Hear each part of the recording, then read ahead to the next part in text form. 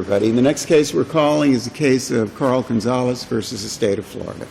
Good morning, Your Honors. I'm Daniel Tibbett, Assistant Public Defender. On behalf of Carl Gonzalez, I'd ask to reserve 2 minutes for rebuttal. I'd like to begin with the second issue I raised in my brief, which is that even if collateral estoppel did not apply here, the motion to suppress should have been granted by Judge Hirsch, because Mr. Gonzalez's consent was not to this blood test was not freely and voluntarily given. The officer testified that he told Mr. Gonzalez that if he gave blood, he would be released and get to go home, whereas if he gave breath, he would be arrested for DUI that night. The officer also testified that he never told Mr. Gonzalez that the law only required a breath or urine test, but not a blood test. And it was only under those circumstances where he was told, you get to go home if you give blood, you get arrested and taken to jail if you don't, if you give breath, that he consented to give blood. This created a coercive situation in which Mr. Gonzalez did not freely and voluntarily consent to the blood test. And because the blood was taken outside of the statutory scheme, because the statute only allows for blood draws in Florida when there's death or serious bodily injury, which there wasn't here, or when someone appears at a medical facility for treatment, which also wasn't the case here. Because it was outside the statutory scheme, this court in Slaney, the 4th DCA in Chu, and the 2nd DCA in Burnett have all looked at this, have said that Florida's statutory scheme creates higher Fourth Amendment penalties. You can freely and voluntarily consent to give blood outside of the statutory scheme, but it has to be free and voluntary consent. So the question is, was it free and voluntary? That's the question. In Burnett specifically... And then the question is, the judge is weighing the credibility as to what occurred, because you have a little bit of conflicting testimony, correct? Didn't the police officer testify that, in fact, he did tell him everything at first, and then he crossed it out, and the defendant said, I know I'm wrong, I'll go ahead and give a blood test? Yes, but the officer testified that what he told him was, if you give the blood, you get to go home tonight. I'll release you. Once you give the blood, I'll release you. That's what the officer testified that he said. If we look at the hearing in front of Judge Hirsch, and I would point to page 383, 384 of that transcript, and the officer testified. I explained to him the procedure based on what I had. Well, I'm sorry, even above that. I explained to Mr. Gonzalez about the blood and breath, that if he was willing to get the blood, since we're already here. He stated, yes, I know I did something wrong. I will give you the blood. And that's about it. Now, about the breath, I'm skipping a few lines. Now, about the breath part, he asked me he explained to me how did that go. I said, well, if we go to the station, obviously the procedure is this. I explained to him the procedure based on what I had. The procedure is he'll be advised of the charge of DUI, taken to the station. Second portion of the test will be the breath test.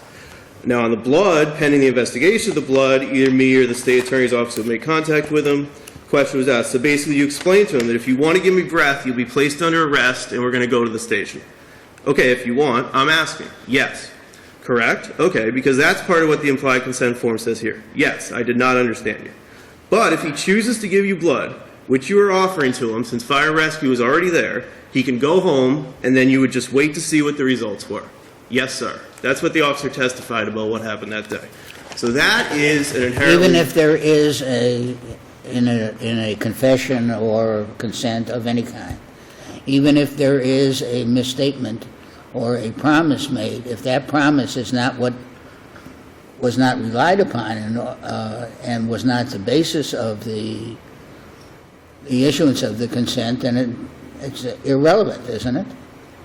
The trial judge can find that whatever he said, the basis of his voluntary consent was his acknowledgement of guilt.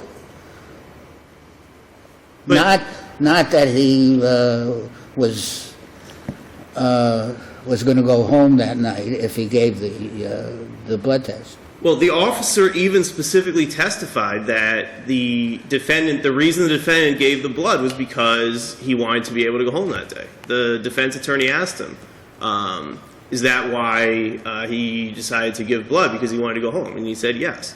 The judge didn't make... How did the officer know why he gave it? Well, he's the one interacting with the defendant. The judge didn't make any such finding that that Your Honor is talking about, that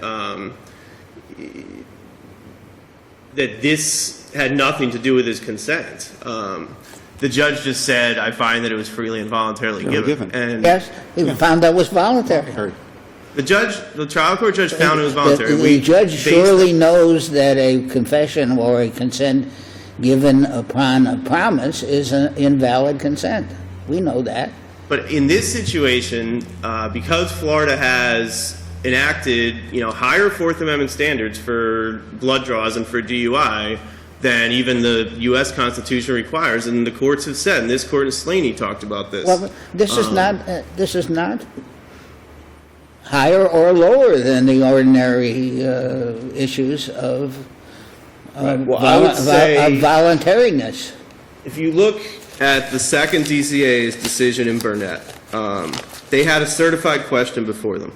Does the Florida statutes prohibit a law enforcement officer from doing implied consent? And if so, does such action thereby render involuntary the subject's consent to the blood alcohol test, where the subject is not expressly informed that the implied consent law requires submission only to breath or urine test, and that the blood test is offered only as an alternative? And here on page 381, Officer Diaz was asked whether he informed Mr. Gonzalez of what the implied consent law is. That's a different issue entirely, isn't it? It's not, because what they're saying is you can only freely and voluntarily consent if you know. So basically we're saying, okay, I'm going to consent to giving you blood, which I'm not legally required to do because, for whatever reason. That case But supposedly says that you have to say, I'm not legally required. Right. You have to know that you're not legally required to do it. And the officer in this case... Did he do that in this case? No, he didn't. Now at page So 381... then what does that have to do with whether you can go home or not? It's another issue. There's two problems with the consent here. Number one, he's not told that the law only requires him to give breath or urine, which is all that the law did require him to do. And I'll just read the quote real quick, 381. Now, at this time, you didn't inform Carl that he was only required to give you a breath test. Gave him the option about the breath and the blood. I understand that, but the question is, you didn't inform him that he was only required to give you a breath test. Answer, no, I did not. So he didn't do that, which Burnett says in a certified question why isn't your brief a page? It says, that quotes this, yes and no. And if I was a better lawyer, I could write short. Just a minute, and quotes the case. Well, I did put that case in there, Judge. And I think in addition to the fact that Burnett governs this case, and Chu talks about this too, that you have to tell them that what's actually required, that's the fourth DCA. In addition to that, there's the problem of, what I already explained, which is the coercive. The transcript, though, the police officer, and I was just going back through it again, police officer says on page 33, I explained to him that he could either give blood or breath. We go to the station, he can give me breath, and that's one of the times that he stated again that he was wrong on what he did. His lawyer was going to be mad at him, and he knew he had too much drink, and he knew he had drank, and he will be honest with me and give me a blood test to be an honest man. Then it goes on, the officer says, well, I asked him again that if he was willing to take the test, and he already had stated yes.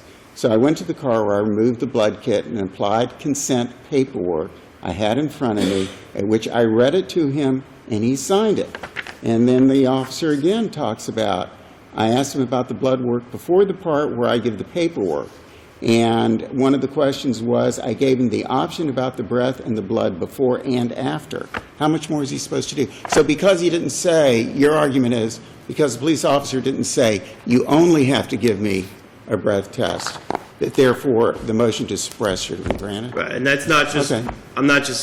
That's what the second DCA said. They answered a certified question and specifically said that that's what's required. You have to be told what the law is, which is that you only have to give breath or urine. That's what you agree to when you drive. The last and perhaps determinative issue is that this is a probation violation hearing.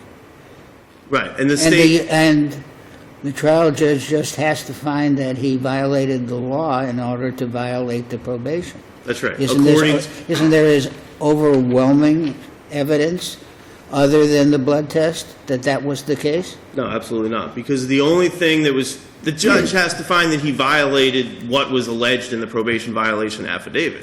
And the only things that were alleged there were the criminal traffic offenses, the DUI and accompanying infractions. Yes. That came Yes. out here. So it wasn't anything other than that.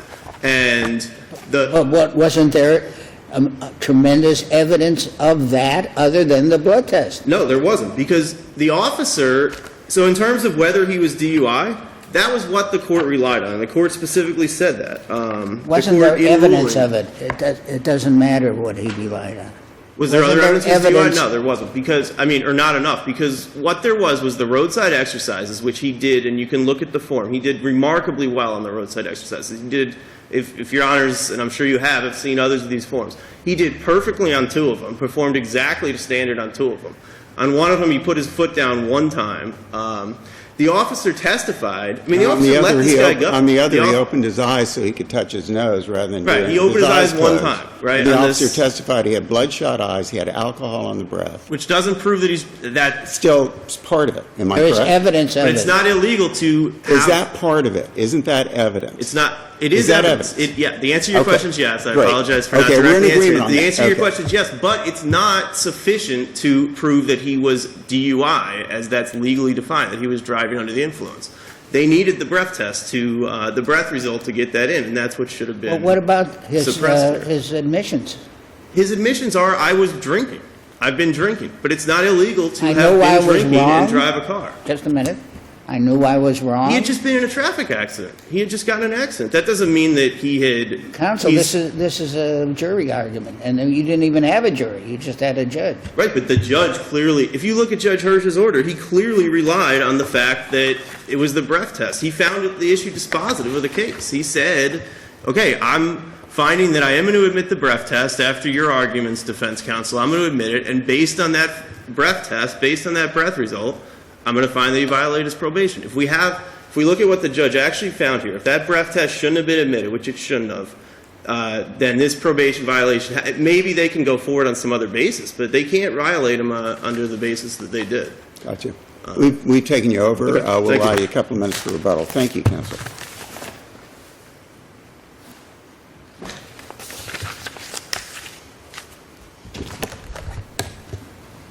Very briefly, Your Honors, in addressing Mr. Tibbet, Joanne Diaz, Assistant Attorney General, on behalf of the Will state you of... speak up, please? Yeah.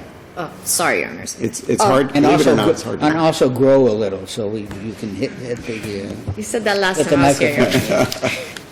Honor. Briefly, in addressing the second point, the appellant here was... he was explicitly, the officer Diaz, went over the implied consent form verbatim. He says this, and there's a lot of transcripts, but he does say it, that he first went over it verbatim. So Mr. Gonzalez knew exactly what the law was, what his options were. Officer Diaz also stated that he gave him all 3 options: the blood, the breath, the urine. He states that he explained the procedure, and I think that there's that confusion here regarding the transcripts of whether Officer Diaz was giving him like this and/or option, or whether he was explaining the procedure of what's going to happen now. And in reading those transcripts, there is no evidence that shows that Mr. Gonzalez was coerced in any way. He even when he was in the ambulance, at one point he said, "Go ahead, you can take my blood." He said that. And throughout this evening, he admitted, he made several admissions that I knew I have to man up. I knew I did wrong. I had a drink. If you take all this, and this is a probation violation hearing, in the totality of the circumstances, you look at all this, the evidence with the blood draw is strong, but the other evidence is additionally strong. You have 2 officers. This is not a situation where you have an accident DUI and then the officers show up. You have a sergeant that actually witnessed this accident, before Diaz was called to do the field sobriety exercises. You have the two officers who both said, I smelled the alcohol in his breath. I saw the bloodshot, watery eyes, the flushed face. I believe the other car had overturned in the accident. You have all these things together. How did the accident occur? I'm sorry, Your Honor? How did the accident occur? If I recall correctly, the appellant had he had made a turn, I think it was a left-hand turn going north on 57th, and he actually went out to oncoming traffic, which caused the other car to turn over. Wouldn't that, I mean, if he was perfectly sober, wouldn't that be sufficient to violate his probation? Are you asking if he was sober, if that was still... If he were, without regard to what he was drinking? I would say in his situation, yes, Your Honor, because if I recall correctly from the probation orders, He shall not violate the law. he will not violate any city, state, county laws. He will not have, one of the other things included was no intoxicants to excess. And one of the other things was he was required to have an interlock device in his vehicle, and there was no interlock device in this vehicle. It wasn't his car he was driving. And the Officer Diaz, and I believe the sergeant also ended up checking the car, and neither one of them, they testified to this, that they saw the interlock device. So in looking at this, there was overwhelming evidence that he did in fact violate his probation. And in his ruling, he made it very clear. He says, we have an accident that was at least circumstantially and inferentially the product of someone's, if not drunkenness, then certainly carelessness. He mentions the quantity of the reading. He goes on to say that coupled with the with the rather serious accident at this intersection, he's satisfied that the defendant had violated his probation. And just lastly, Your Honor, very briefly, in regards to Chu, the case mentioned out of the fourth, the way I read that, it doesn't prohibit this officer from requesting a blood test if it's not impractical or impossible, so long as he is fully informed. And our argument here is that Mr. Gonzalez was fully informed of the implied consent law. What about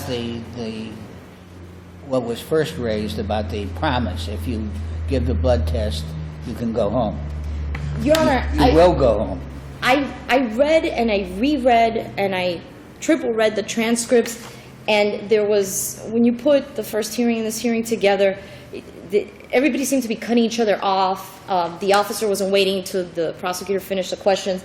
The way I read it, and I have the page number, he mentioned that to him after Mr. Gonzalez had already consented.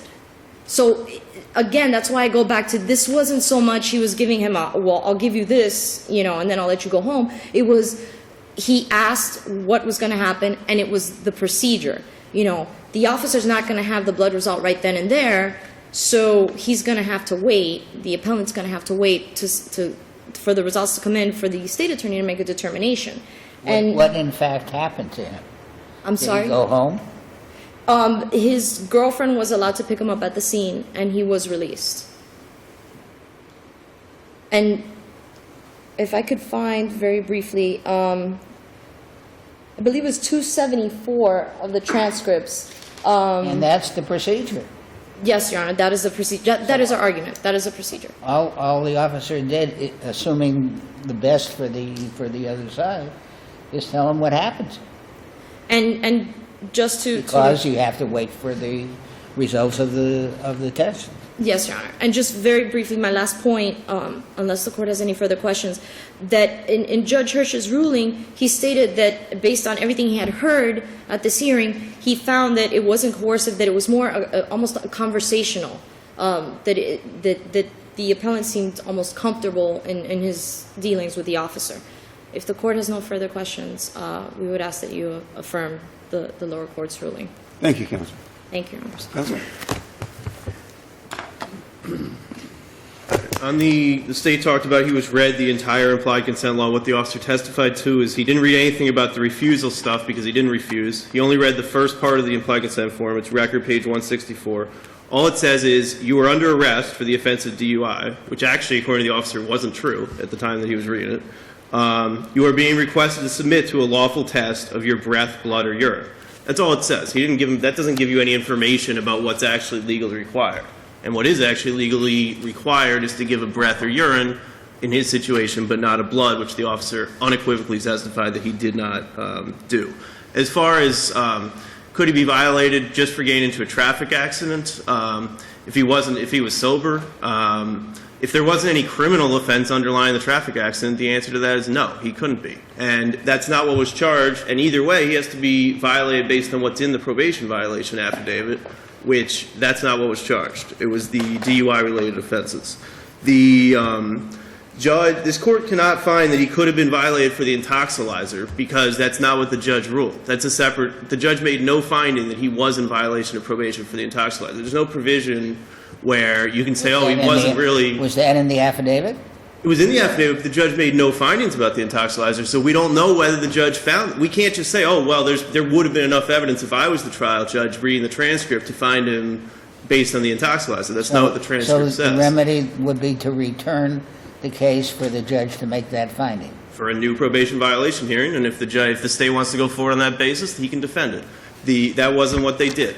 Just want to address real quickly the other issue I raised in my brief, which is collateral estoppel. I explained it. No, sir, you can't do that. Not on rebuttal. Well, all right, I'll just. You'll just rest on your brief on that? I'll rest on the brief, but the point is explained in the brief. Great, thank you. Thank you both very much.